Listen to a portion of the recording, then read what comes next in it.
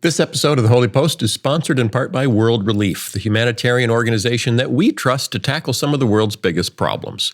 Do you want to fight back against suffering and injustice, but find yourself wondering, can I really make a difference? The answer is simple. Yes, you can. Together with listeners like you, World Relief is responding to millions affected by conflict, mass displacement, food insecurity, and so much more. Now through June 30th, when you join The Path as a monthly partner in World Relief's work across the globe, your monthly gifts can be doubled for the first year up to $55,000. Check out worldrelief.org/holypost for more on how you can multiply the impact of your recurring giving. Your yes matters. Don't miss this opportunity. Head over to worldrelief.org/holypost and join The Path today. Welcome to The Holy Post. Today we have part 2 of Phil's interview with historian Daniel Hummel about his book, The Rise and Fall of Dispensationalism. How did a theology that was created to keep Christians out of politics eventually give birth to the religious right? Phil asks him about the spread of Rapture Theology in the 20th century, how it spawned so many conspiracies, the legacy of the Left Behind books, and why Rapture Theology remains so popular despite being rejected by nearly every evangelical seminary. Also this week, why did controversial author Joshua Butler resign from his church? How does the embrace of Tucker Carlson and Donald Trump signal that the religious right is now clearly post-Christian?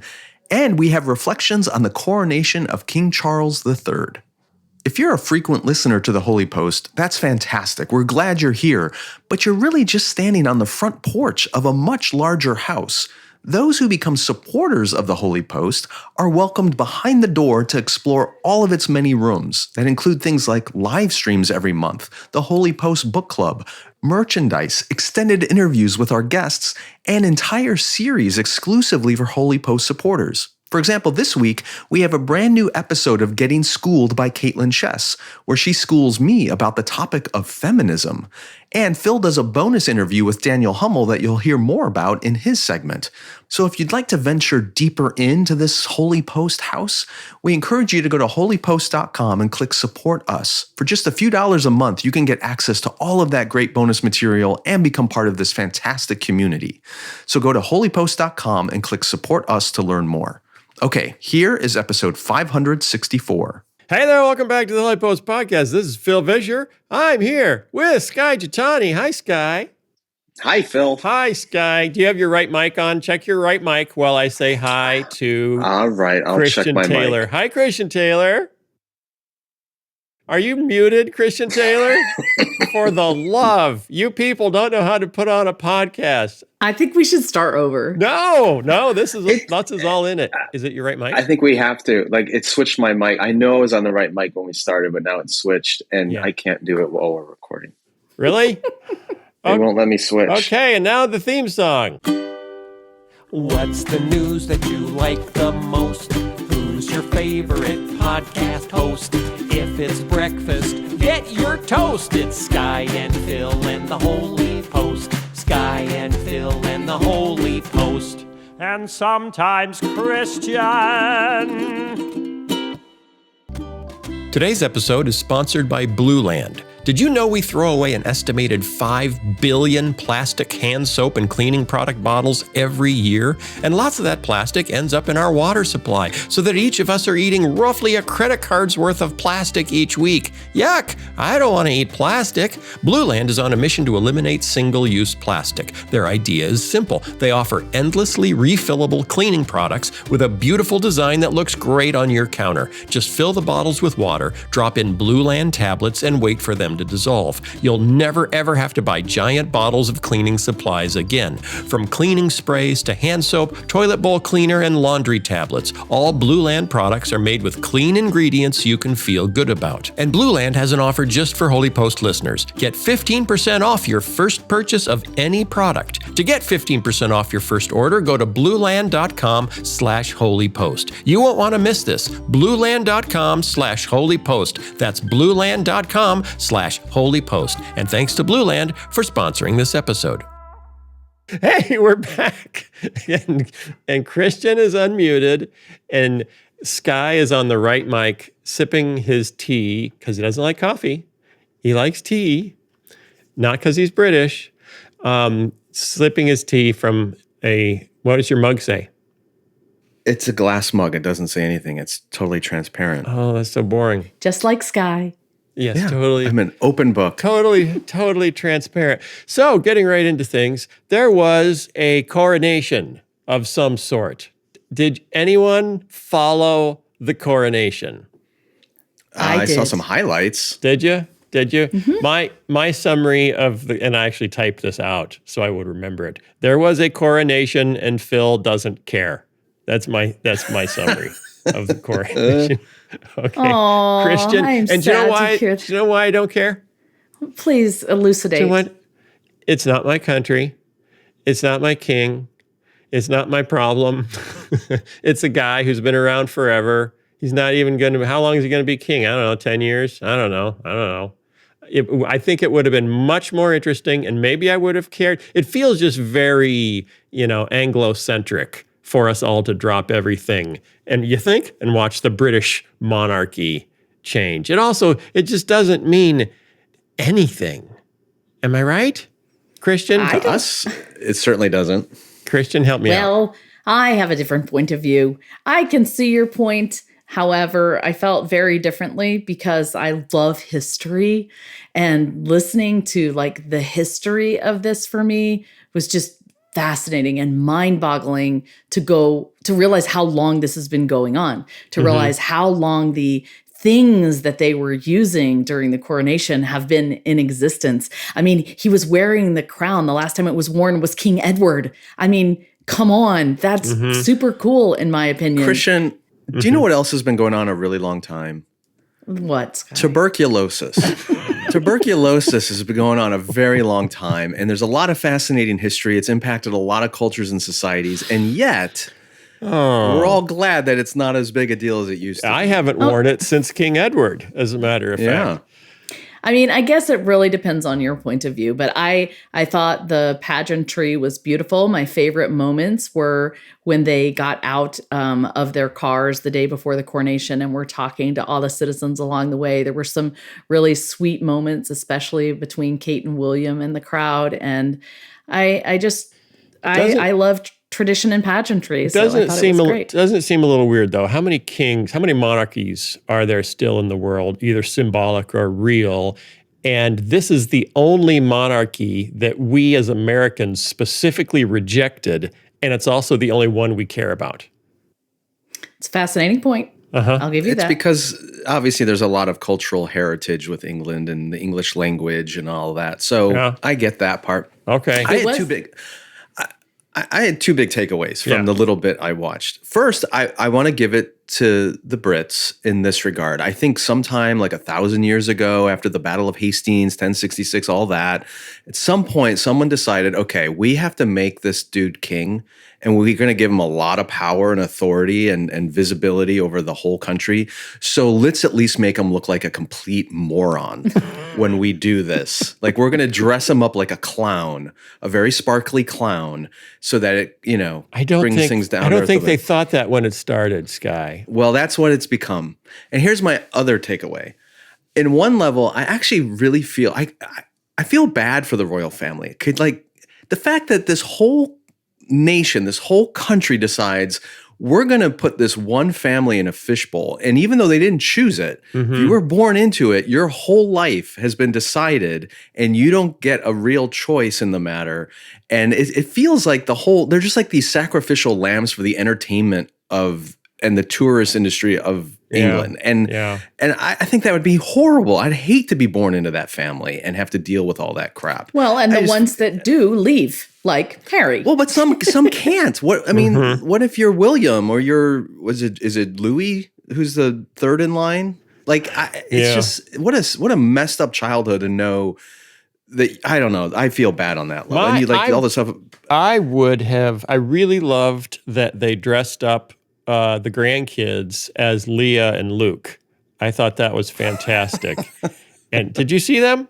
Little William? I saw them, but they didn't look like Leia and Luke. They looked like a prince. No, they didn't. They looked like a prince and a princess. She was dressed in all white and he was dressed in all black. And they looked just like little Leah and little Luke. I mean, she just needed the Danish roll side hair, and then it would have been complete. So my thought is, if they had actually coronated those two as, the prince and princess, Leia and Luke, who are now going to try to lead the free world against the Empire, except, of course, they are the Empire. But that would have been interesting. That if it was a Star Wars coronation. That makes about as much sense as what we actually witnessed. Yeah, and I'm trying to, my last question, why is the word coronate so close to chlorinate? Is that a coincidence? Phil. I chlorinate my pool, you coronate your king. Fluorinate? Chlorinate? Chlorinate. We'll just let you go on with that wordplay. Have fun. Why save it for Twitter, Phil? Chlorinate? Yes, do save it for Twitter. There's got to be something in there. There's something about that. And I just, chlorination. I'm going to go have a chlorination in my swimming pool. Well, it does involve some sprinkling. Yeah. Mm-hmm. And a slight burning of the eyes afterwards. I was really wanting to see what was going on behind the screen. Like, I know they had to take his shirt off and anoint him with oil, which does get a little weird. And they had to do it on his head and his chest and his shoulders, I think. Wow. And I did think it was interesting, he kissed the Bible, and there was that little page that said, we, the children of England, I don't know, welcome you or whatever. And he said something to the fact how he wanted to, live up to the King of Kings. I mean, implying that, he wanted to be a good servant of Christ. Mm-hmm. That was fascinating. I saw several Christian nationalists say, "Oh, so you like the idea of a Christian nation now, eh?" Now that you're watching it happen in England. If these kinds of, they obviously have deep roots in history and theology and all that. And if it's done with sincerity, great. Mm-hmm. But he looked very sincere. But I don't know. I have no idea. But just as often throughout history, there have been tyrants who have done these kinds of vows. I know. And oaths. I'm just saying it was interesting. That's just his normal resting face. He's been practicing. And I do think it's interesting, given the fact that the coronation invitation had the green man on it. It really kind of invalidates the importance of Christianity. Yeah, well, they're walking this fence of we are accepting to all peoples, but we're not getting rid of an established church. This is tricky. So we'll just put the green man on the invitation and then give him the Bible to kiss. But that's exactly what's wrong with so much of Christianity is it's just this residue, it's this heritage, it's these symbols and forms that people go through the motions of, but it has no real power. It has no, and that's what's happened in a lot of America. Yeah. How many Americans celebrate Christmas, and yet does it have any real spiritual connection to their identity and lives? No, it's just something you go through. And here we saw it with a coronation, totally saturated with Christian symbolism and language, but does it have any of the power of the Spirit behind it? And I'm a huge fan of liturgy and symbol and formality and the formative power of those repetitious actions. I'm not against that at all.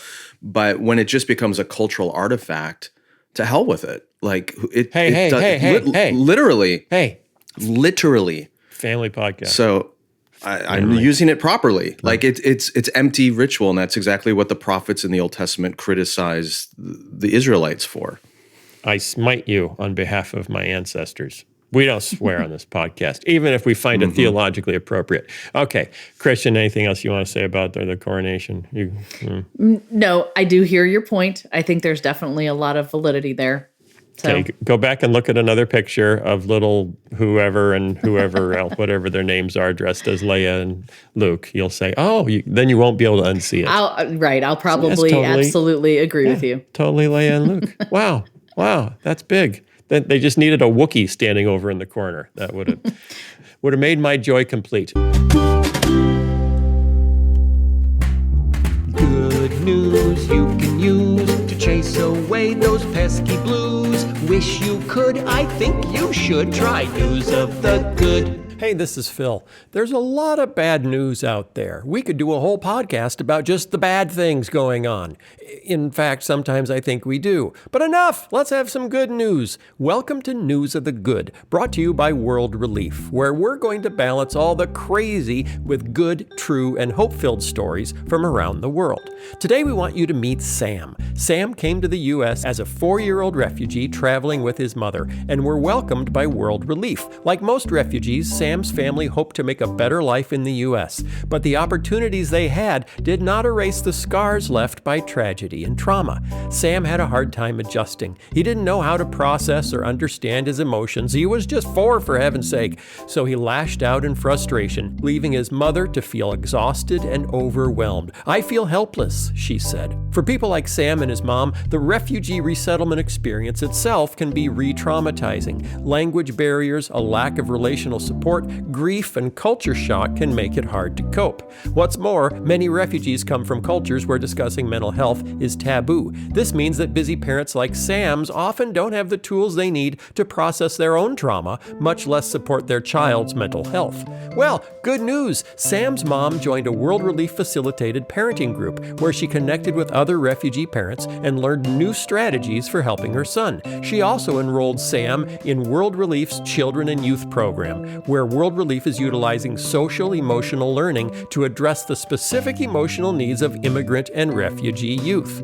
Sam got structure and relational support through his tutor and SEL activities like positive affirmations, guided check-ins to reflect on how he's feeling, and art as emotional expression. Thanks to this support system, Sam is now having fun playing with friends, learning quickly in school, and is able to name and describe his emotions as he works through his traumatic life experience. If you're like me, this story makes you feel a little better about the world and what the church is doing in it. And you can help make more good news stories like this happen for families like Sam's. Here's how. You can join The Path, World Relief's monthly giving community. When you say yes to joining The Path, you become a partner in serving refugees like Sam and his family through an organization that has been faithfully transforming lives for almost 80 years.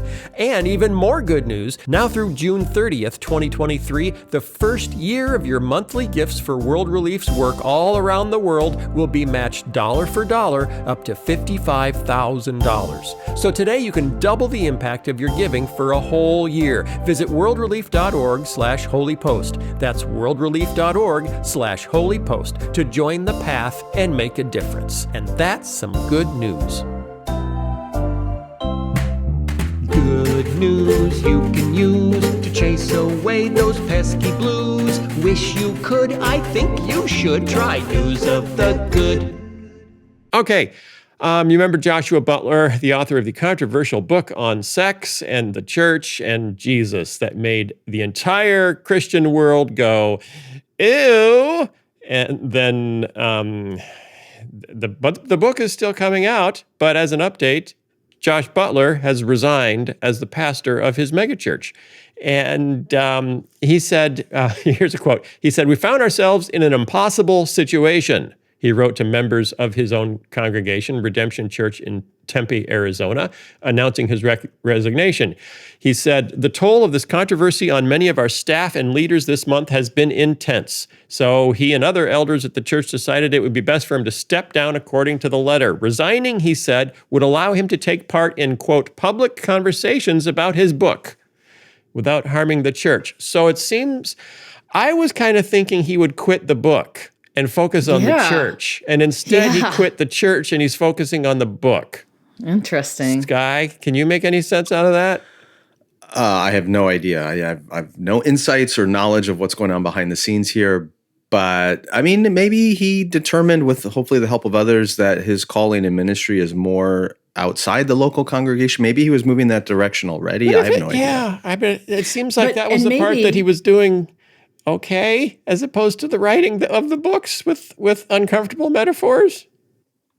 Maybe he was thinking that he's caring so much about the church, that's why he needs to step out.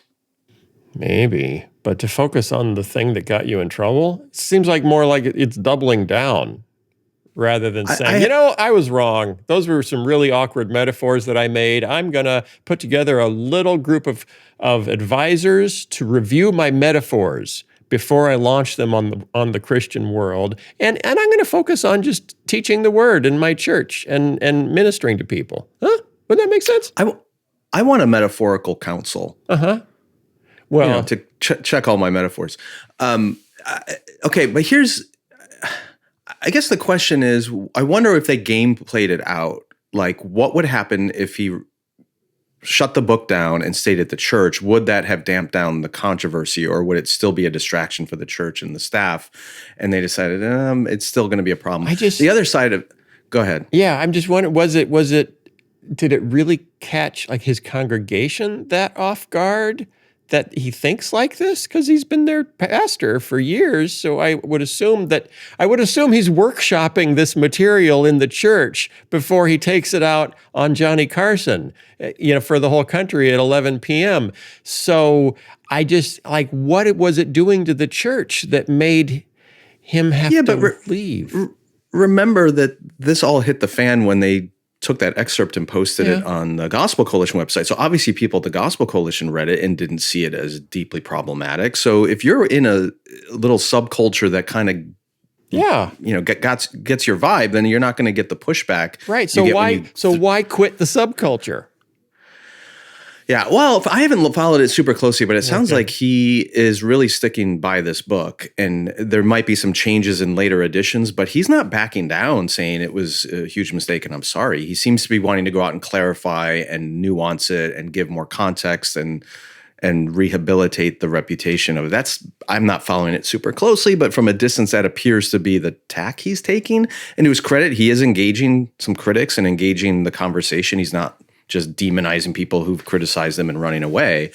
But apparently he really wants to have that dialogue and continue the conversation. If you've got two horses that you could ride, and one of them is disgusting and makes everyone a little bit ill to see you riding it, why would you put down the other one? That's my only question. Christian, help me out. We cannot boil this down and explain it with zero information. So I have an article. Phil, I have an article. I think your horse metaphor needs to go to the committee first before you can just share that on the podcast. Me too. I think we just need to understand that we do not know. We are not in his head. We are not in his church. We haven't asked him. And so I think that your question is a valid one, but we can't speculate on that. I would like to think that pastoring his church is more central to his identity than writing a book with awkward sex metaphors. Moving on from Joshua Butler to Tucker Carlson. Our friend David French, that was an interesting sound that you both made identically and in unison. The exact same sound.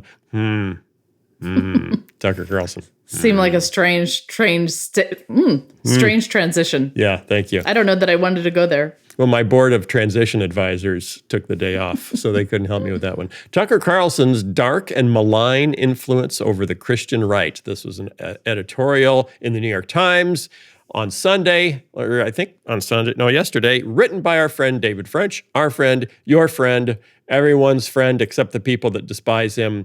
David French, he wrote about Tucker Carlson and specifically how he believes that kind of the values of Tucker Carlson. I don't know if he was arguing the values of Tucker Carlson have shaped the religious right, or they're just in lockstep together, kind of going in that direction. Okay, so here's how he starts. He starts with, there's an interview on Newsmax, the far-right network, hosted it was a conversation about Tucker Carlson with Tony Perkins. If you don't know who Tony Perkins is, he's the president of the Family Research Council. He launched that with James Dobson as kind of focus on the family's political outreach group. So this is very, very early on an influential religious right organization, and it then became independent, focused on family, and he's been running it ever since. So it's 30 years he's been running this organization. So he was also the guy that when asked, representing conservative Christianity, when asked, doesn't Jesus say we need to turn the other cheek, as opposed to being a fighter like Donald Trump? And Tony Perkins said, we only have two cheeks. That was his quote. So at some point, Christians have to stop doing what Jesus asked us to do and start swinging. a deep theological insight, and I'm sure very much what Jesus intended. Profound. And as this week's news of the butt, we would like to inform Tony Perkins that no, we have 4 cheeks, Tony. 4 cheeks. So you can forgive your enemies at least 2 more times before you go nuclear. Tucker Carlson, according to Tony Perkins, he disagreed with Fox News' decision to fire Carlson and also went on to attack Fox's decision to fire Bill O'Reilly, who said this was evidence that Fox was turning its back on its conservative viewers, including its Christian conservative viewers. What he failed to discuss at all, as David French brings up, was any mention of the profound moral failings that cost O'Reilly his job and required the Fox network to settle various sexual harassment lawsuits for a total of $45 million, or any mention of Carlson's own serious problems, including his serial dishonesty, his vile racism, and his gross personal insult directed at senior Fox executives. Lance Wallnau, our buddy, the freelance prophet, continued that Tucker Carlson was a casualty of war with the left, a serious setback for Christian Republicans. Wallnau continued to say Carlson was a secular prophet, somebody used by God who was more powerful than a lot of preachers.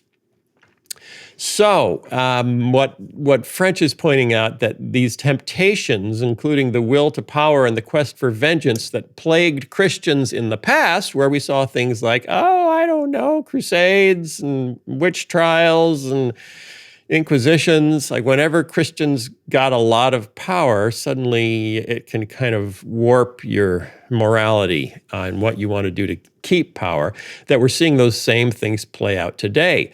And that more and more the Christian right seems to be latching onto cruel men. And French said the more the Christian right latches onto cruel men, the more difficult it becomes to argue that the cruelty is a bug, not a feature. The great tragedy in that moment of dangerous national polarization is exactly what a truly Christian message that would help, that combines a pursuit of justice with kindness and humility, which would be a balm to the national soul. And instead, Christians on the right are jumping into the cruel stuff. And then this was, I think, the best quote that I grabbed from French's article. He says, "This is how the religious right becomes post-Christian. Its secular prophets become even more influential than its Christian leaders, and it actively discards clear biblical commands for what it perceives to be the greater good," quote, unquote. So that's the part I wanted to latch onto also, Phil, because David French seems to be saying this is what will lead the Christian right to becoming post-Christian. And I want to go like, well, what makes them Christian now? Like, aren't they already post-Christian? I mean, when you've abandoned the central teachings of Jesus, it sounds like there ain't a whole lot there. They're in danger of leaving Christianity. Well, that's what I'm getting kind of annoyed throughout the media as I keep hearing religious right or Christian right, or I'm like, or even evangelical. I'm like, there's nothing Christian about this. This is anti-conservative Christianity. This is anti-religious right. This is fear evangelicalism, as I've called it in times past. Like, this is not Christianity. It has nothing in resemblance to Jesus. So I think that ship has sailed. Yeah. In a sense, it's old news. I mean, we were saying this, 5 years ago or more. It's. I think what he brings up, although he's writing to the New York Times reader, which obviously hasn't been listening to the Holy Post for 12 years, and hearing us talk about this over and over again. But I think the point that he brings up, which is, and maybe Trump is really the symbol of this, but we also see it in Tucker Carlson, is the elevation of secular, cruel men over Christian, thoughtful voices. That we don't have patience for Max Lucado because he's too kindly. We want Donald Trump. But that's exactly the point. Is they don't want Jesus. What they want is power. What they want is a sense of safety over the fears they have over their demonic enemies, the Democrats, and whoever will provide them that power and that control over their environment and the country, whatever, that's what they'll bend the knee to. They don't want Jesus. That's why they reject the leadership that looks like Jesus. They want a bully, and they will embrace and celebrate those who are bullies. Newsflash, this was like that in 1980. this was like this during the Civil War. Like, we as Christians want power because we feel like, we want to change the world, make it the way we view it should be, through Christian eyes. And it just seems to be getting worse, but I don't necessarily know that it is. We seem to be getting post-Christian, but I don't necessarily know that it is. Yeah. I mean, think back to the Crusades. This is kind of the same story, 5 millionth verse. Yeah, but we're That's a good America. point. We're better than that. We left Europe because of all the nuttiness when you have state churches. That's why we left Europe to come here so we could practice our religion. So we want a state church so we could get our religion. Some of us definitely do. I think what's different, your point's a really good one, Christian. The difference is when I look back at Ronald Reagan or even George W. Bush, like the two most recent Republican presidents who actually won a majority of the vote, they clearly were communicating to their conservative Christian constituents that if you elect me, you'll have power. You will have domination over the courts and the government and the society and the culture and all that. They were saying that, but they were also saying it in a really kind, winsome way, right? There was a compassionate conservatism is what W always used to say. And Reagan had that charming, Gipper-esque kind of thing. And that facade is now gone. And it could be argued they were wolves in sheep's clothing. That's why I'm saying it's a facade, right? It was at least you keep up the pretenses of civility and kindness and soft-spokenness and kindness and goodness and all those things. Whether it was genuine or not, I'm not here to judge. But what's clearly gone is now we just want the wolf, right? Yes. And there's no sheep's clothing at all. That's true. We want fangs out, angry, malicious, nasty, stick it to them kind of rhetoric, whether from our talking heads on cable news or in our political offices. That's what I think's changed. It's that we don't care anymore about the duplicity. Yeah. It's just out in the open. Well, that takes me right into the next story, which is on a very similar theme. Trump killed the values voter wing of the GOP. It isn't coming back in 2024. This is written by Politico. It's a fairly long piece talking about how in primaries past, evangelical voters were looking for evangelical candidates, and that typically they would be looking for people like this year, Mike Pence or Tim Scott. And Mike Pence has been traveling around the country, from church to church doing, hey, I'm a Christian like you guys tours. Tim Scott is on a Faith in America tour and is meeting with pastors in Iowa, getting ready, hopefully to run for president there. Both of them will appear at a Christian cattle call in Iowa, an event that Ron DeSantis is skipping altogether, and where Donald Trump will only appear by video. And so what they get at in this piece is how neither Pence nor Scott, who are the ones who are saying, hey, we're evangelicals like you, have a chance. They don't even have a chance. And that Trump and DeSantis, meanwhile, are relying solely on their reputations as brute force brawlers in the culture wars.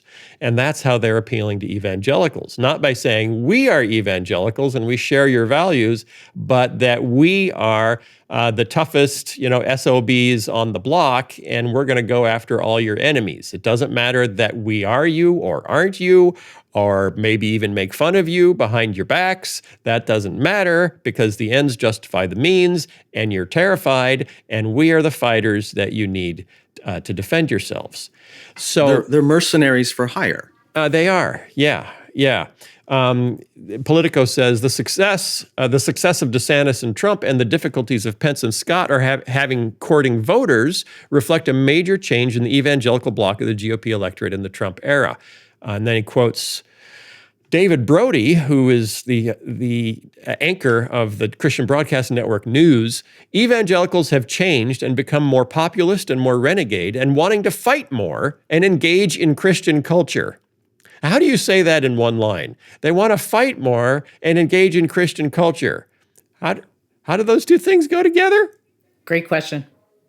It just means that the Christians have taken over the Colosseum and now they want to put their enemies on the floor with the animals. Trump has a following who wants to fight because they see culture going to hell in a handbasket, and that's what's winning the day in politics.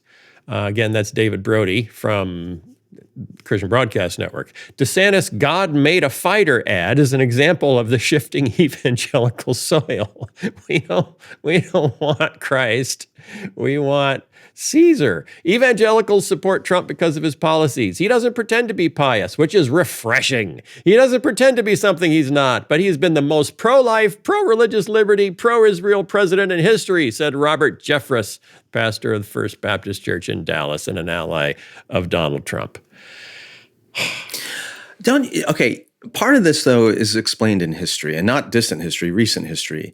Mitt Romney ran against Barack Obama in 2012. Mitt Romney, Mormon, Nice guy. He was a nice guy. Right. He didn't share evangelical theology, but he did share a lot of evangelical values, right? He was a nice guy, upstanding, good family man.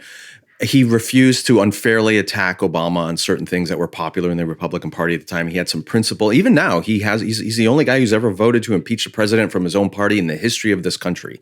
So he has a principled outlook, and he lost. Then 4 years later, you got Donald Trump nominated by the Republican Party, who doesn't share any Christian values or theology, but he's a force to be reckoned with and brutal and nasty, and he won. And so some Christians look back on this and go, well, the nice guy lost and the brutal guy won. Mm-hmm. I'd rather win than lose, so I want another Donald Trump, maybe somebody who is just a bit more competent than he was in his failures. So DeSantis looks like a possibility. I think it looks like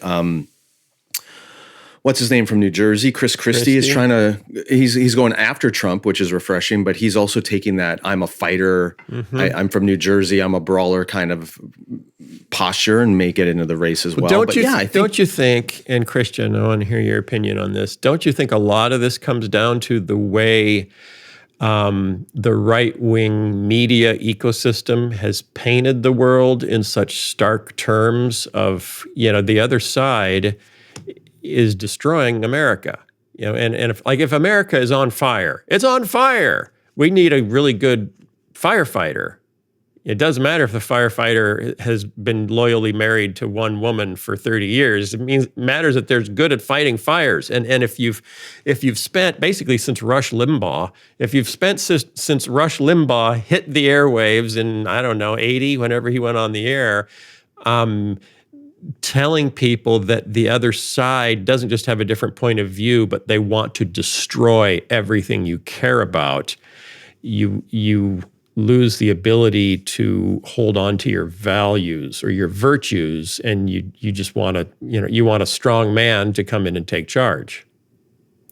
That goes back to the beginnings of our country. If you go back and you look at all of the the party nomination things, and you look at all of the pamphlets that they put around, it was all that same thing. It's othering the other side. It's making them the enemy. It is how we work as humans. It's what's most effective to, help win people to our sides. And, we are fear-based creatures. I don't know how many times Sky talks about this message. We want to alleviate ourselves of this fear. We want to control what we can control. And the best way for us to do that is to make the others the enemy and rally support behind us. And it's as old as time, right? Yeah, totally.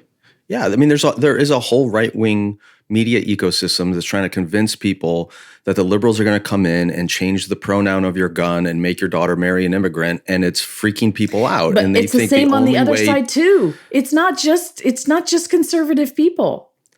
Yeah, but the difference is, I don't want to both sides this too much, but the difference is there's only one political party that is actively trying to disassemble the democratic process and erase the Constitution, and say they're Christians at the same time, which exactly is even more unconscionable. That's what's so troubling about it. Right. I'm not as concerned about whose hands are clean in the political process. I'm more concerned about where is the church in this.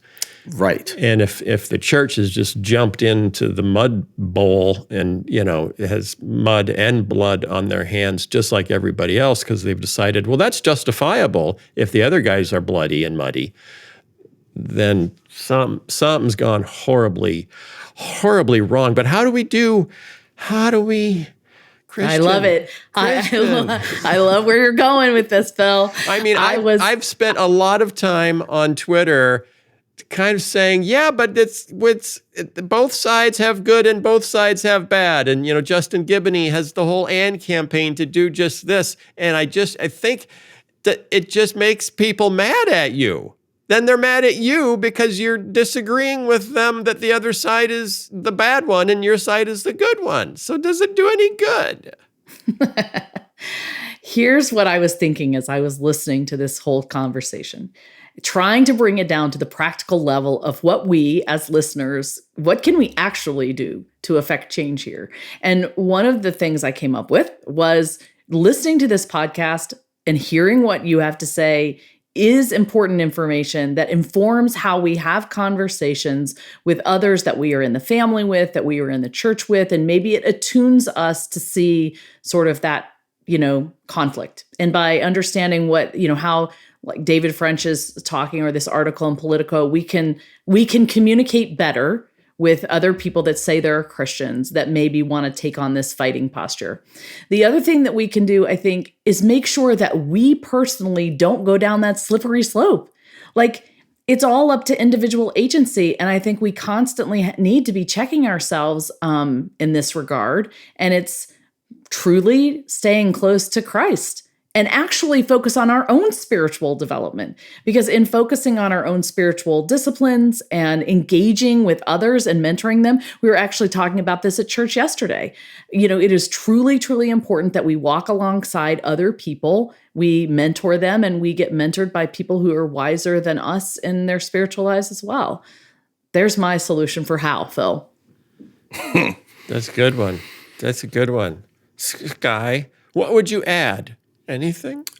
I think Christian's done a good job of articulating sort of the low altitude personal level, interpersonal level of all this, and that's where it has to begin. I'll go up a little bit and argue that one, I would say we individually and collectively need to stop engaging in media that is engaged in this kind of bad faith argument, because there's a reason there are so many of these media outlets. It's because there's a lot of money to be made doing it, and so we need to disconnect from that. But then secondly, this is a collective action structural problem, and I've talked about this before. Our politics are broken not because I think the American people are fundamentally broken. Our politics are broken because the system, especially the primary system, rewards the extreme fringes of both parties. And until we structurally change the way we nominate candidates at the local, state, and national level from these political parties, we're going to continue to get the extreme candidates. I mean, there are so many issues on which a vast majority of Americans agree, and yet we can't pass anything that looks like common sense legislation because the parties reward the extremists. Yeah. And that's a recent occurrence. It started in the 1970s with the development of the primary system we currently have, and we have got to reform that. Otherwise, we are going to be victims of this really broken system that gives enormous power to the craziest people in our country rather than the majority of us who are somewhere in the middle. I imagine that reforming it could be difficult if its current shape benefits those who are currently in power because of it. That's exactly right. I will say a practical step, Sky, to take your thoughts and kind of put them into action would be to begin working at our local level and getting some of these things changed. So you can volunteer in your little town, or you can volunteer to do things in your state. And I think more people that kind of care about how government is going, if they can get more involved, I think that could help. Yeah. Totally. I've also think it's worth trying to expose people to the way their perceived enemies actually think about things. That's a good one, Phil. Because I'll bump into people online and have many times in the past who say, you cannot be a Christian and vote for a Democrat ever, because you're abandoning Christ and you're not a true Christian. And I'll just say, well, you just said 90% of African American Christians aren't true Christians. And typically they initially get angry. Why are you bringing race into this? I'm just saying what you are saying is, so I'll say, well, have you ever sat down with one of your African American friends and asked why they vote the way they vote, even while reading the same Bible you read? And I'll have people that not only refuse to do that, but say, I know why they do it, and it's because their theology is corrupt. So just pushing back on people to say, go to someone who is on the other side of this issue, whether it's abortion, whether it's gun rights, whatever it is, and that's regardless of which side you're on. If you're on the left and you think that anyone who opposes abortion access does so because they hate women, well, go sit down with someone who opposes abortion access and talk to them. And if you're on the right and you think anyone who's for abortion access does it because they're evil and possessed by demons and they want to kill all the babies, well, go sit down with someone who supports abortion access and ask. And that's why, I've made videos like the one about black and white voting. Why do white Christians vote R and black Christians vote D? What's the other letter? D.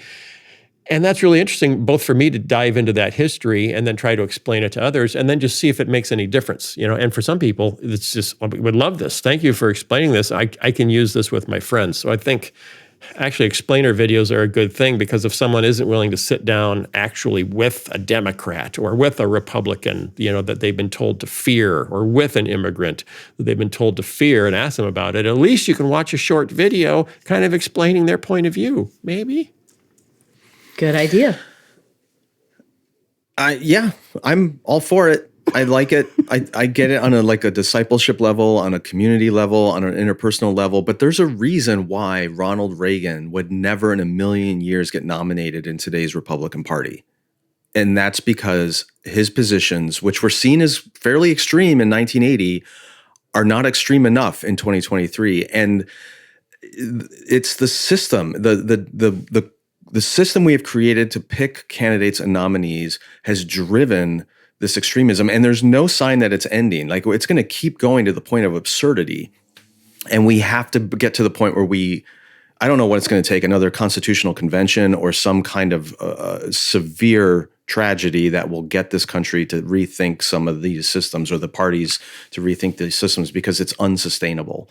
And we're riding a tiger and it's eating us alive. And I'm all for the level of Christians, engaging their brothers and sisters, relational differences, understanding our differences. And we can all do that. And we can have a kumbaya moment of understanding and tears and repentance. And it's still not going to be enough.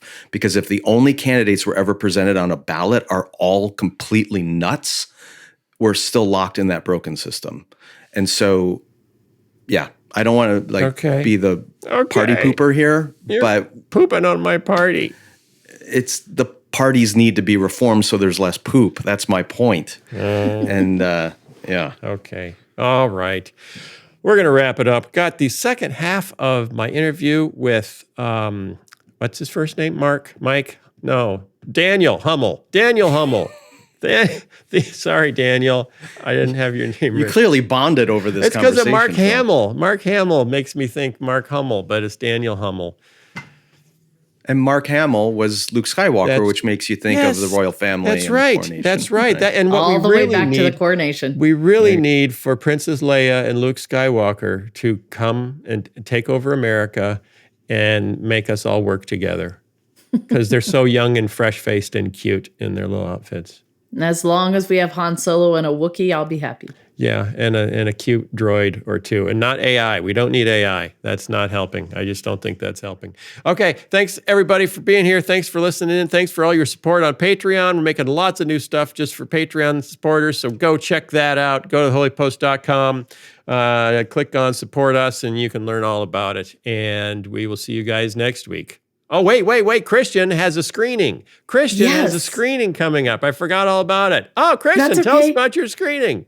Thanks, Phil. So The Girl Who Wore Freedom is being sponsored by the 101st Airborne Division at a screening at Fort Campbell, Kentucky on May 20th at 5:30 p.m. There is a Q&A. I will be there along with my son, Hunter. It's going to be a very special event. So you are welcome to come if you're listening to this and you're in the Kentucky area. I would love to meet you and, love to have you see the film. Okay. Thanks, Phil. Fort Campbell. If you're nearby, just drive in, say, hey, I'm here for the film. Where's the film, Yep. Fort Campbell? And I'm sure someone will point you right in the right direction. It's at the Wilson Theater. Watch our social media on Documentary First. There's all the information you'll need to know. Okay, there you go. And we'll see you next week. Bye. Bye, everybody. This episode of The Holy Post is sponsored by Hiya Health. Hey, do you have kids? Do you care about their health? Of course you do. Most kids' vitamins are basically candy in disguise, filled with 2 teaspoons of sugar, unhealthy chemicals, and other gummy junk kids really shouldn't be eating. That's why Hiya was created, the pediatrician-approved, super-powered, chewable vitamin for kids. 0 sugar, 0 gummy junk, yet they taste great and are perfect for picky eaters. Hiya fills in the most common gaps in modern children's diets to provide the full body nourishment our kids need with a yummy taste they love. And we've worked out a special deal with Hiya for their best-selling children's vitamin. Receive 50% off your first order. To claim this deal, you need to go to hiyahealth.com/holypost. This deal is not available on their regular website. Go to hiyahealth.com/holypost and get your kids the full body nourishment they need to grow into healthy adults. And thanks to Hiya Health for sponsoring this episode. This episode of The Holy Post is sponsored by Miracle Made. Hey, having a better day tomorrow can start with getting a better night's sleep tonight, and Miracle Made bed sheets can help do that. How? Miracle Made sheets use NASA-inspired technology to help regulate temperature while you sleep. Plus, they're infused with silver to fight bacteria and keep your sheets cleaner longer. Go to trymiracle.com/holypost to try Miracle Made sheets today. And with Mother's and Father's Day right around the corner, this is the perfect way to give someone you love the gift of better and more luxurious sleep. Save over 40% and be sure to use our promo code HOLYPOST at checkout to save even more and get 3 free towels. With a 30-day money-back guarantee, if you aren't 100% satisfied, you'll get a full refund. Upgrade your sleep with Miracle Made. Go to trymiracle.com/holypost and use the code HOLYPOST to claim your free 3-piece towel set and save over 40% off. Again, that's trymiracle.com/holypost. Thank you, Miracle Made, for sponsoring this episode. In the last episode, Phil had part 1 of his interview with historian Daniel Hummel about the origins of Rapture Theology, how it came from England in the 1830s and 40s and eventually found reception in the United States during and after the Civil War. He explained why that theology was so appealing to Americans at the time and how Dwight Moody made it really quite popular. Today, in part 2 of the interview, they explore how this rapture theology gained even more popularity throughout the 20th century through publishing and media and movies, culminating in the 1970s with that famous book, The Late Great Planet Earth by Hal Lindsey, the best-selling book of that decade, and the Left Behind series in the 1990s. They explain how this theology has remained incredibly popular among Christians, even as it's lost its credibility with most evangelical theologians. And how did this theology that was designed to keep Christians out of politics eventually get manipulated to drive them into politics through the creation of the religious right? Again, it's a fascinating conversation, so I hope you'll stick around. And Phil does a bonus interview with Daniel Hummel looking at even more details that we didn't have time to fit into this episode. So if you're a Holy Post supporter, you can get that bonus interview as well. This entire conversation is built around Hummel's book, The Rise and Fall of Dispensationalism, How the Evangelical Battle Over the End Times Shaped a Nation. So if you'd like to go even deeper, we really encourage you to check out that book. Okay, here's part 2 of Phil's interview with Daniel Hummel. Okay, I'm back again with Daniel Hummel to talk about his book, The Rise and Fall of Dispensationalism, How the Evangelical Battle Over the End Times Shaped a Nation. Last time, we started with Darby in England in the 1830s and ended up with Moody in America up through 1900. And then the Moody Network carrying on select elements. It's like Darby made a huge buffet of ideas, and then Moody ended up with 5 olives and a piece of roast beef. And then America became completely intoxicated about olives and roast beef. And Darby said, wait, what did you see the whole buffet? Okay, so we're in the U.S. now. We get to the early 1900s, and stuff goes down in the church because now, and we've talked about this on the podcast a lot, now we bump into the modernist fundamentalist controversy. The Scofield Bible, we've talked about that, Scofield Reference Bible. What was that? Why was it such a big deal? Whose idea was it, and what was the purpose? Yeah, so we talked about the Moody movement. So one of the key sort of figures in the Moody movement was Cyrus Scofield, who has a very interesting backstory that we probably won't get into too much here. But basically, he becomes a student of James Brooks, the person we mentioned last time that was a major pastor in St. Louis during the Civil War. It's all connected. It's all connected. It's all connected. Moody's connected to Scofield, who's connected to Brooks, who's connected to Darby. Oh my gosh. Okay. Yes. And so Scofield becomes he's a very skilled writer and orator. And so he becomes a major figure with Moody. And he actually pastors Moody's own church in Massachusetts. And he actually gives the eulogy at Moody's funeral. But Wow. he's someone who has a very checkered past, was an alcoholic for a time, had to flee the state of Kansas because of embezzlement charges, among other things. So he has a testimony. He does. This was a pre-conversion. He also fought in the Civil War on the southern side and deserted. Fantastic. So Okay. he would say he above all people knows Jesus forgives sins because he had many.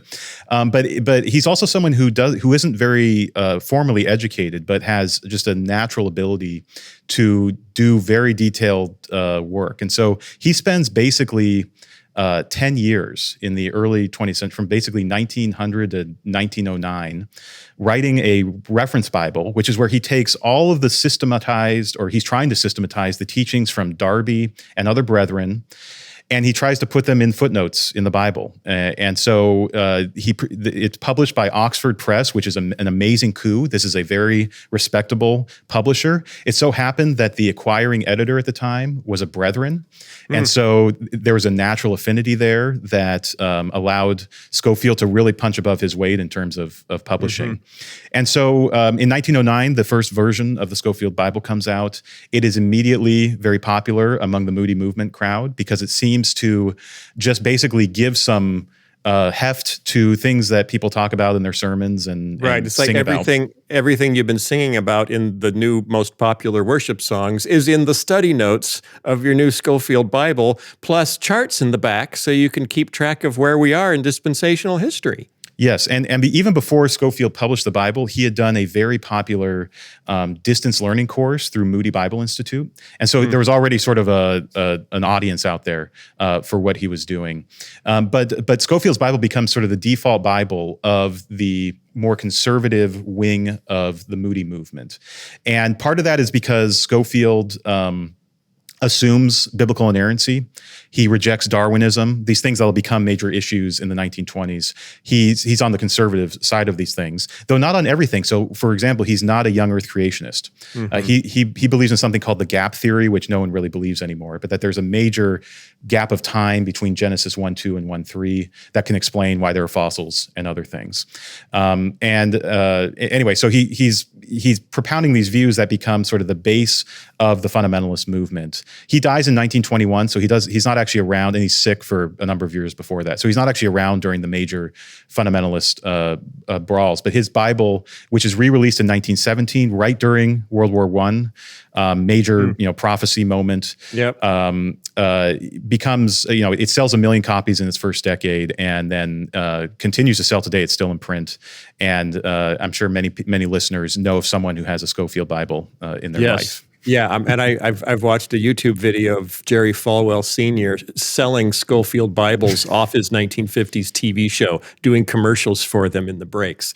So yeah, that Bible went on and on and on and on. So then in the early 1900s, as we have our Scofield study Bibles now, and we're worried about Darwinism, and we're worried about liberal theology that's invading, some of the old line schools.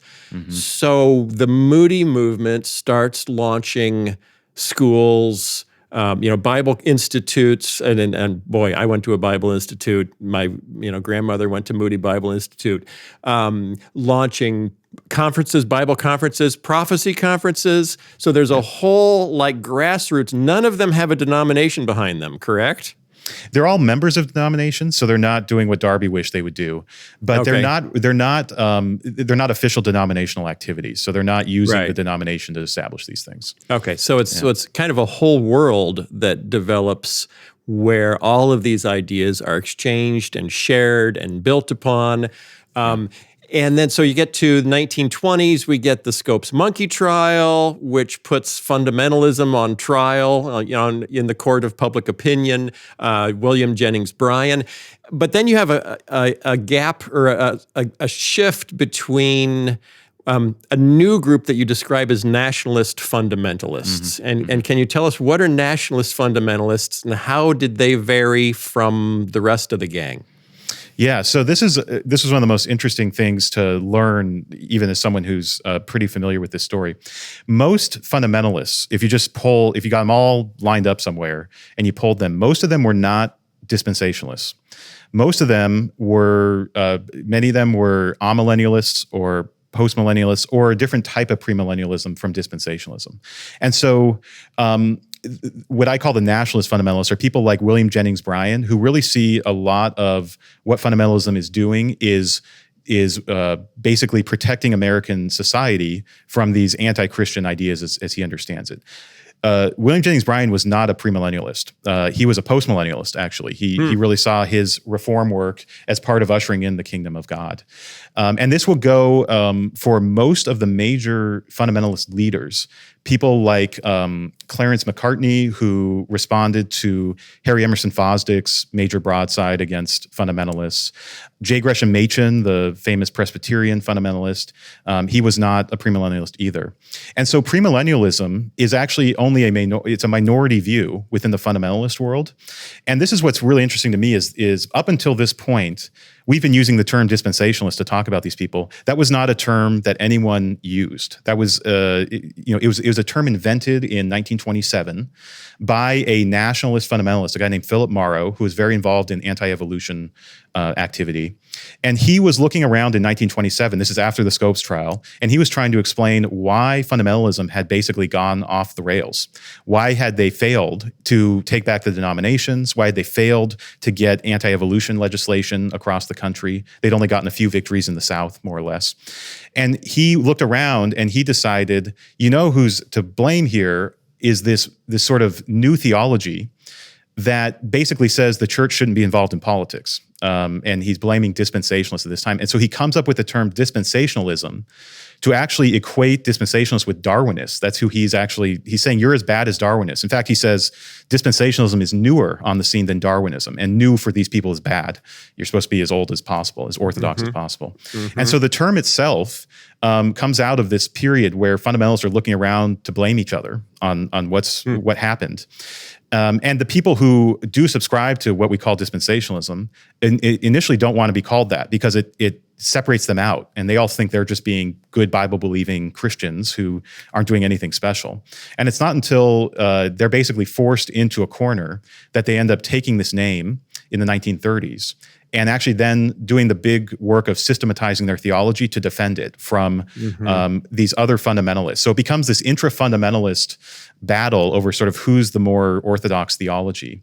And that's really, if you have family or friends who come out of the dispensationalist world, you can often get a sense of this, that it's not just the liberals that don't like dispensationalism. It's also other conservative Christians who find dispensationalism very odd and possibly heretical or something like that. And that actually goes back to the source of where the term comes from and really where a lot of the efforts of dispensationalists go in the 20th century is to defend themselves from other conservative Christians.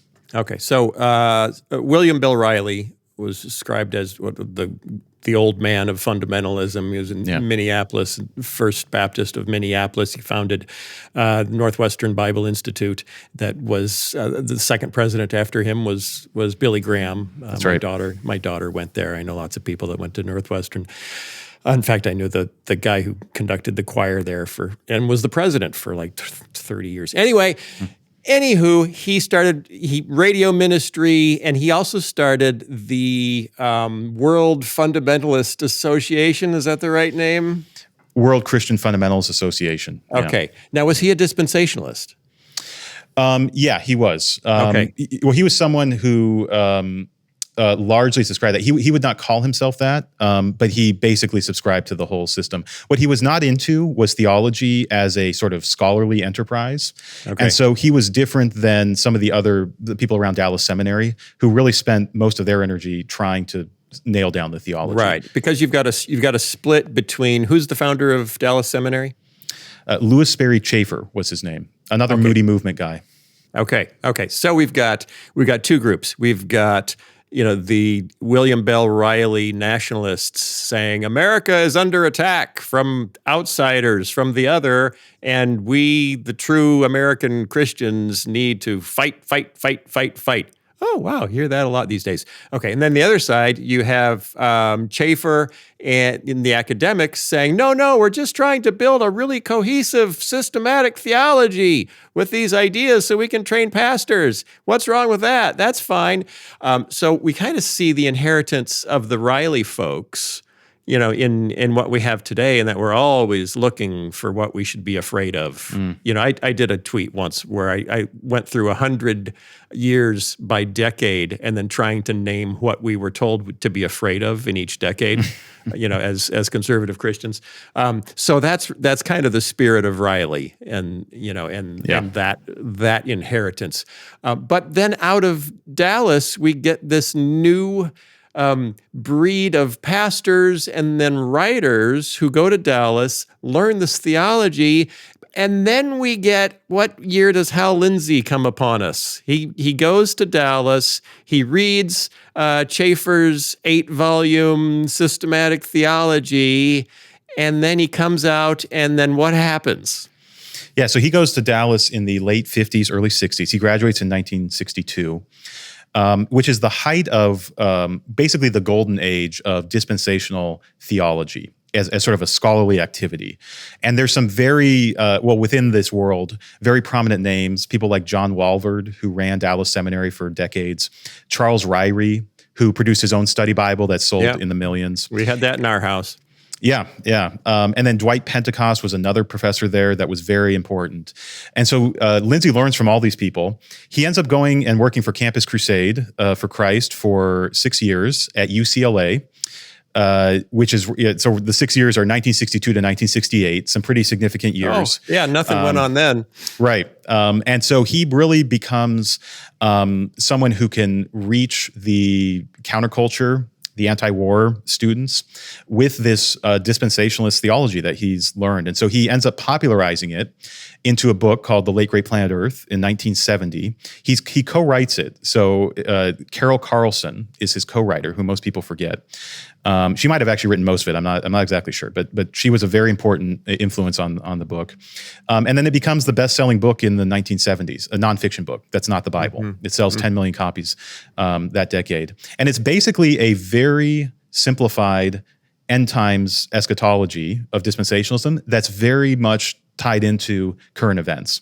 So he talks a lot about the Middle East. There's a big war in the Middle East in 1967 where Israel wins a lot of territory.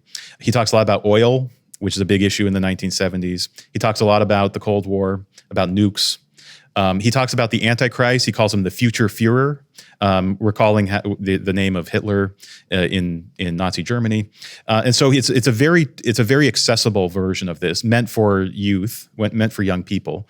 And it just goes like crazy. It's so much different than the books written by John Walvoord and Charles Ryrie and Dwight Pentecost, which are these heavy, dense tomes that are attending to win a battle with these other theologians. So he kind of took all of their books and turned them into a comic book, effectively. Yeah. And he even had some pictures as well. So so why do you think it became the best-selling nonfiction book of the 1970s? Yeah, it's accessible. If you read it now, you're probably not going to enjoy it, but even stylistically. I think it was part of a larger genre that really just sold a ton of copies in that decade, which was sort of the futurology genre, books that were written about sort of the near future. There was a sense in American culture that a crisis had been reached in the 1960s, and everyone was looking around. This is the period of like Alvin Toffler's Future Shock, which sold millions of copies as well. The Population Bomb came out a couple years before, warning about overpopulation. So Lindsay's was unique in that it was explicitly religious, but it also spoke to all the same issues that these other writers were writing about. And it was part of this broader spiritual awakening, as historians call it, in the 60s and 70s, that was really about getting out of organized religion and moving into more spirituality type modes. And so one of the major areas that Lindsay becomes popular is the Jesus People movement, which aligns well with his style, his countercultural style, but also is very apocalyptic in its outlook. The Jesus People are about sort of radical change right now, preparing for the end. And so millions of copies of Lake Ray Planet Earth are sold in just that sort of new evangelical movement alone. But I mean, it's also, Lindsay was not a one-hit wonder. He sold millions and millions of books in the decade of the 1970s. So it's not like he just had this one hit. Right. No book would repeat the success, but he had million sellers all through the decade. He basically started a cottage industry of end times pop publishing. Yes, and he was just the biggest name. There were other, one that I was just reading a few days ago to update myself. Salem Kurban, who wrote a number of, he wrote a post-rapture survival guide for all the people that would be left behind. Sold 1 million copies of that. It's just amazing the market, the desire for these types of books. So effectively, at this point in American history, no one is saying, here's how to interpret these events in light of John Nelson Darby's teaching on dispensationalism. It was, here's how to interpret these events based on the Bible. Right. So it became just assumed, this is what the Bible teaches. There's rapture, there's tribulation, there's Antichrist, and it lays out like this. This is just a plain reading of the Bible, which is why some people were so infuriated, because it's like a plain reading of the Bible that didn't exist before 1830. What are you talking about? But it had become, and I think this is where you got to go back to, just the ability of the Moody Network to disseminate ideas, but just select few ideas from a much larger, more complex system that created kind of a pop religion, a civic religion in America that had these assumptions of rapture, assumptions of tribulation, assumptions of Antichrist, and how we link these events together, had completely disconnected them to, that's a very specific and very complex system of theology that came from England and is now primarily taught at Dallas Theological Seminary. But no, this is the Bible, and this is how you interpret world events with the Bible, which then leads us to Tim LaHaye. Yes. And Tim, but here's what I want you to hit on, because I think one of the real distinctives of Tim LaHaye is that not only did he write the Left Behind books with Jerry Jenkins, whose son Dallas created The Chosen, which is irrelevant. Jerry Jenkins is on the board of trustees for Moody Bible Institute. It's all connected. Not only did he write the Left Behind books, Tim LaHaye, he was also one of the founding members of the Moral Majority, and one of the people that brought Ronald Reagan to power by uniting him with the evangelical right, one of the organizers of some of the meetings that put all of the momentum of the religious right together and focused behind Ronald Reagan. So Tim LaHaye is just a wildly influential personality, both eschatologically, but also politically. And which is odd, because one of the teachings, one of the criticisms of dispensationalism is, well, if the world's going to hell in a handbag and there's nothing we can do about it, what's the point of getting politically involved? So you mentioned that LaHaye had to come up with a concept called the humanist tribulation to justify re-engaging with politics. Unpack that for me. Yes. Well, just quickly, my connection to Jerry Jenkins, I went to the same megachurch as him when I was a little kid in Colorado Springs, Colorado. So, it all does connect. It's actually not that big of a world if you think about it. So Tim LaHaye is someone who is deeply tied in the dispensationalist world. He grows up in the system. His dad dies when he's young, and he talks about thinking about meeting his dad after Tim is raptured. So this is sort of a deep emotional belief that he has as a kid, that he's going to meet his dad when the rapture happens in heaven. Ends up going to Bob Jones University, which has a complicated relationship with dispensationalism, but certainly it's in the water there. And then goes to Western Seminary, which is a dispensationalist founded seminary, and is also very politically conservative. And so he's part of the Bircher Society in John Birch Society in the 1950s in Southern California. And so one thing LaHaye is interested in, he's really interested in this popularization of this eschatology. Hal Lindsey, who he knows very well, is not someone who initially goes to the politics. Lindsey's much more about evangelization. He's a Campus Crusade minister at his heart. But as the 70s progress, both Lindsey and LaHaye start to develop pretty systematic critiques of American culture and American politics and the Cold War that align with Reagan, basically. And so LaHaye develops this idea of the humanist tribulation. Another place he calls it the pre-tribulation tribulation. So he's like making up. I'm pretty critical of him here. He's basically making up new stages in an already very complex scenario. But what the pre-tribulation tribulation gives you is that the actual rapture is not actually imminent. Like there's going to be this thing before that we all can look forward to, which is the humanists, the secular humanists, the communists are all going to get together and they're going to oppress us. They're going to persecute us as Christians. Oh, great. That's just what we need. We need an oppression narrative.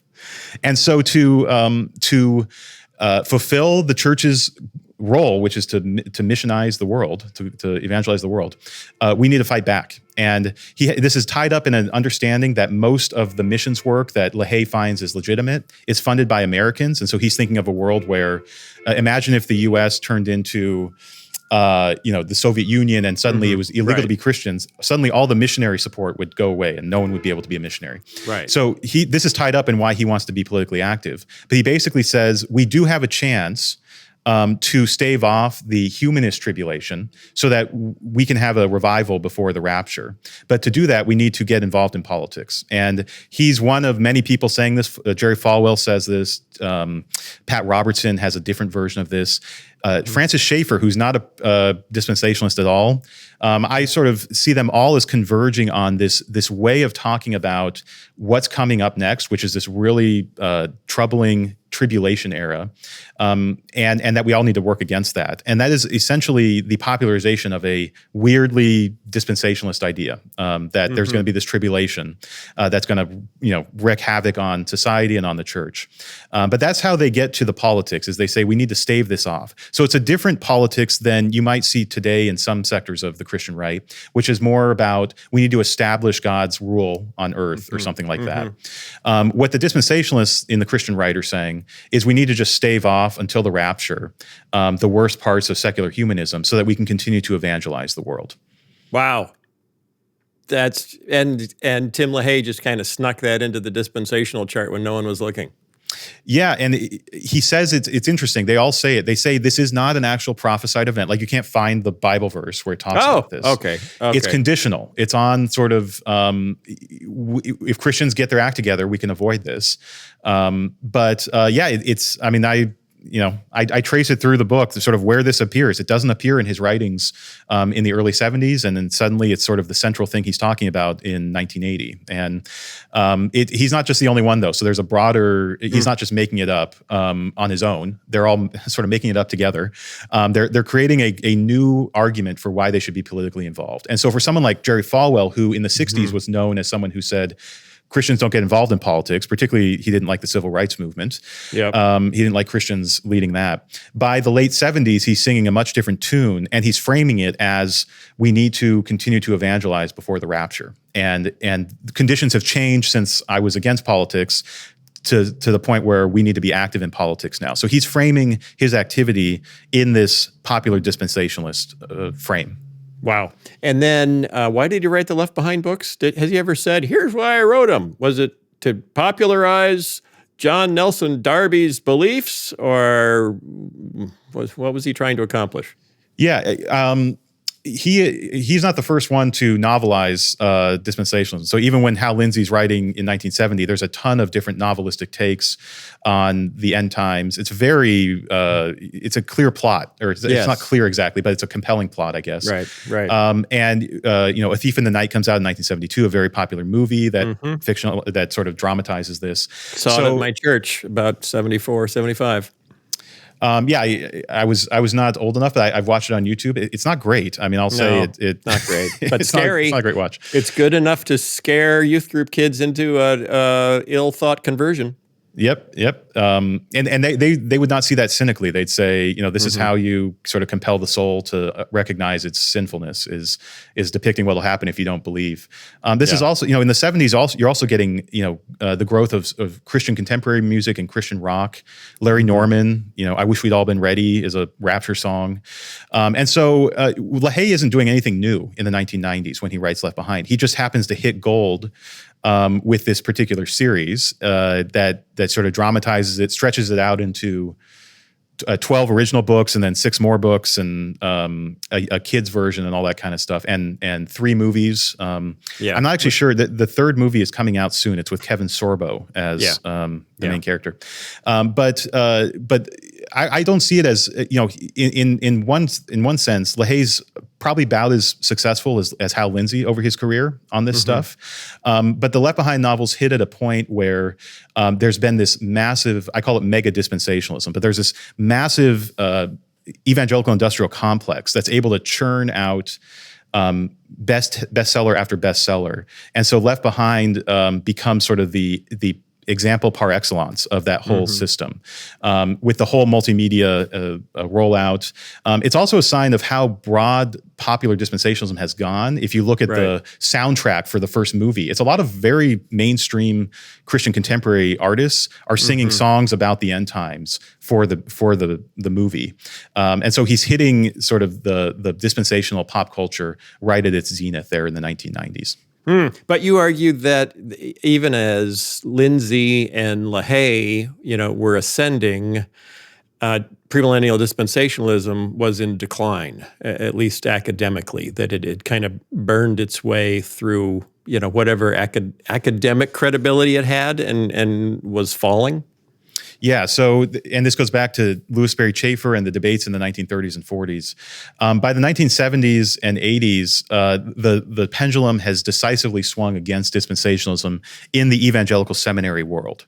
And so most of the seminaries that are well known today, places like Fuller Seminary and Gordon Conwell and Trinity, are basically inhospitable to dispensationalists today. And that goes through, there's a lot of sort of just failures of the system or shortcomings of the way that dispensationalists interpret the Bible that other theologians hammer time and time again. And there's also a lack of credibility because of this popularization, this sense that really dispensationalism isn't a serious thing. It's about selling books and making movies. People like John Walvoord and Charles Ryrie, who I mentioned before, were at Dallas. They try to hold the line until they retire or die in the 90s and 2000s. And actually, Ryrie dies in 2016, so much more recently. But by the 1990s, for a variety of reasons that include names like John MacArthur and others, dispensationalism has just fallen on really hard times within the more educated scholarly conversation. And this is the irony or the sort of tragedy maybe of dispensationalism, even as on the popular culture front, it is more popular than ever.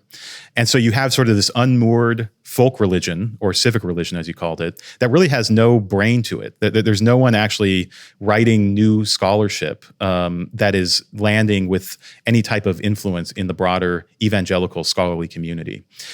There are people that are called progressive dispensationalists that are at Dallas Seminary even today, who have updated the system to accommodate some of the critiques that were leveled by earlier generations.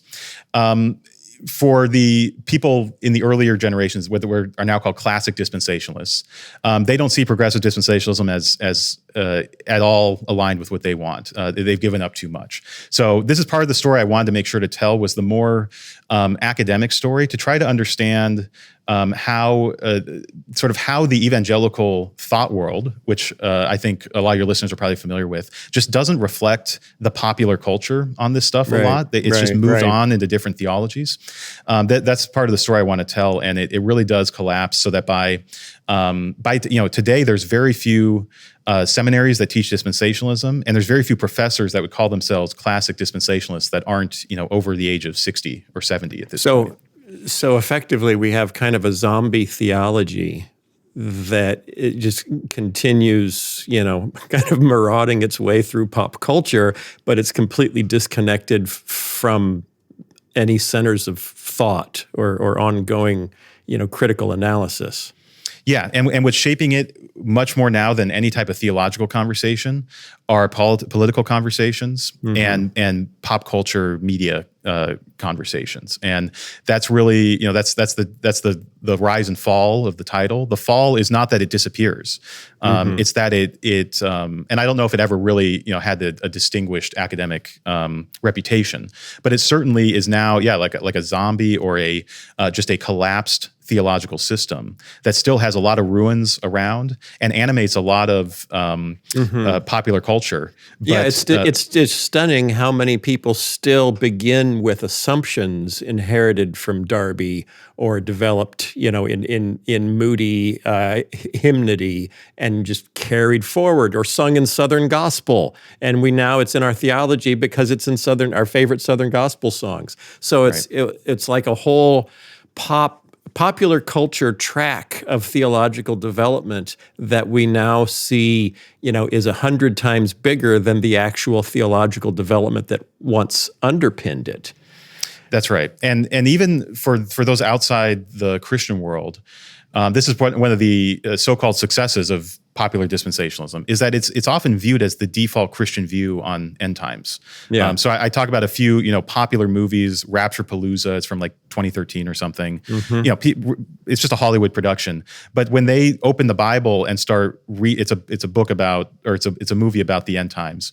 But they just read biblical passages and just take a literalistic reading as if that's just the traditional Christian reading of these things. And that's a legacy of dispensationalism in American culture, that it's become the default eschatology for all Christians. So if you're not part of that world, you sort of have to, you have extra work to do to disabuse people of this assumption before even getting to a different way to read the Bible. Right. Yeah, and that was my last question, was kind of ironically to ask, after Darby's inventions have kind of burned their way across America and have, for the most part, burnt out, what's been left behind? What is left behind of Darby in America? And it's just an overwhelming belief in an imminent rapture.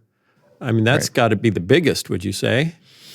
That's a very big one. That's still a pretty common. I haven't seen polling in the last couple of years, but as of a few years ago, more than half of Christians say something about they'll be caught up in a rapture, and that probably isn't exactly what their churches are teaching, but it's so popular on the sort of grassroots level. And there was also you talk about a point in history where fundamentalists were still active. They didn't stop being active, but they stopped promoting progress and started preserving the status quo. And we became, as a movement, much more about the status quo and preservation. Just hold on long enough until Jesus comes back. Would you say that is something we're still dealing with as an outcome of this thinking? Yeah, and I think that's the legacy of that humanist tribulation development, is that's become a permanent state of affairs, that there's this sort of never-ending humanist tribulation that can really generate a lot of energy and a lot of fear and a lot of activity, but is this sort of accretion to the theology that wasn't there for most of its history. On the legacy, one thing I don't go into a lot, but deserves its own book, is the legacy of dispensationalism outside the U.S., particularly through the missions movements. There's a major history of of sort of dispensationalist teachings all around the globe. I would say on the positive front, and I try to acknowledge this, a lot of people who've come out of the dispensationalist world, and I would count myself in this, attribute that upbringing to a deep love of the Bible and appreciation of how central the Bible is to Christian faith. And I think that does still continue. And you can see even a lot of scholars who started in the dispensationalist tradition and have moved on from that will still attribute their original love of the Bible to that theology or that culture. Wow. And another legacy that is mixed maybe, but I think is ultimately a helpful one to think about is centering this eschatology question in the conversation of what does it mean to be a Christian. I think there's a lot of Christians who just for reasons that actually are the fault of dispensationalists, find eschatology to be sort of an embarrassing part of the Christian faith. It all feels like it's this end times prophecy type stuff. But I talk about Leslie Newbegin and others who just talk about Christianity is a story. It's a claim that there's a universal story that the Bible tells, and there's a beginning to it, and then there's an end to it, and that we're in the middle of it. And there's really good, scholars now that N.T. Wright and Richard Middleton and others who really want to center this understanding of new creation and of eschatology in a more holistic sense is at the center of what it means to be a Christian. And I think, for better or worse, dispensationalists have forced other American Christians to think through what they view, what they think about eschatology. Even if most of them have rejected what dispensationalists have said, they force that conversation in a way that might not have ever come if dispensationalism wasn't around. So there are a couple good legacies. I do think one of the really sad legacies is the co-option of a lot of dispensationalist rhetoric and concepts to pop culture and to politics. And you see that that's really what's animating that story now. Yeah, it's really almost more of a cultural political movement than a theology. Right. The book is called The Rise and Fall of Dispensationalism, How the Evangelical Battle Over the End Times Shaped a Nation. We just touched on a tiny little bit of it, so if you found this conversation interesting, go get the book by Daniel Hummel, Rise and Fall of Dispensationalism from W.B. Erdman Publishers. Forward by Mark Knoll, who's been on the show, is a good friend of ours, one of the top scholars of religious history in the world. So check it out. And if you're a Patreon supporter, Daniel's going to hang out to talk about one other topic that we don't have time for, which is how did neo-evangelicals like Billy Graham and Carl Henry and Wheaton College and Christianity Today, how did that movement interact with premillennial dispensationalism?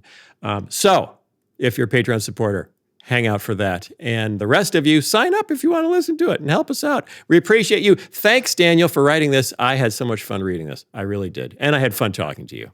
It's been a pleasure. All right. Thanks, guys. The Holy Post Podcast is a production of Holy Post Media. Help us create more thoughtful Christian media by supporting us at patreon.com/Holy Post. Also, be sure to leave a review on iTunes so more people can discover thoughtful Christian commentary, plus ukulele, and occasional butt news. Visit holypost.com for show notes, news stories, Holy Post merchandise, and much more.